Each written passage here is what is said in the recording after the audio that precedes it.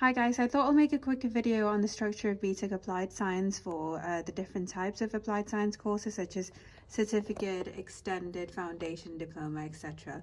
So we'll just have a look at this. So there are units that are assessed externally, like I said in the previous video. Those are examined units, so that's 1, 3, 5 and 7, as you can see in that peach color. And the unit size is like 90, 120, 120, 120. So the higher the number, the more it weighs and the more it will have an impact on the final 3 grades that you get at the end of the 2 years.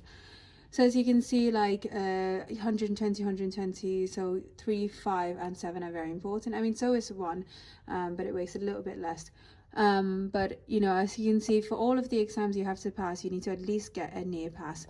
These are everything else in white. They are assignment units, so they're all units within one unit. Like unit 4, there could be like for example, unit 4 has 4 assignments and unit 10 has like 3, etc. Okay, so on top of that, there are mandatory courses and also optional mandatory units, mandatory assignment units, and also optional units. We call them core units or mandatory units. Okay, so as you can see here, 2, 4 and 6 are core units. Okay, so those are ones that every school will have to do if they're doing any of these courses. Okay, also the examined units are also core units, not optional. Okay, so everything from 1 to 7, they are the core units. They're mandatory, the school has to do it.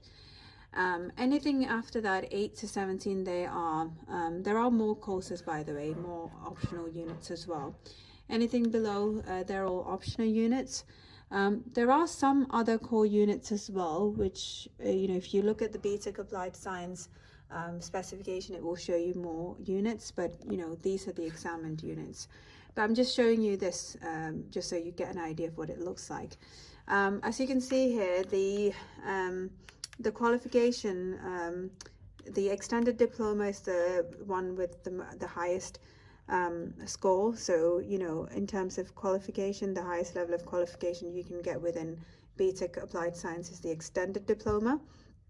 So as you can see here, it says mandatory. If you need to do it for each of these qualifications, it will say M. Okay, so for example, as you can see here, all of these units are mandatory for extended diploma, but you don't have to do unit 7 if you're doing the diploma. Foundation diploma, you don't have to do 5, 6 or 7. Extended certificate, you don't need to do 4, 5, 6 or 7. Certificate, you don't have to do anything after 2. Okay, so that's basically how it works.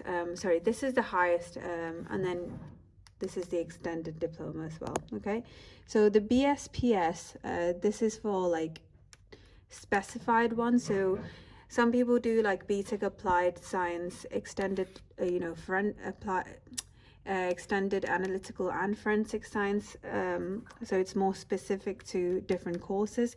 So if you do any of these things, then have a look over here. Okay, you pretty much do the same things as what people do for the extended diploma.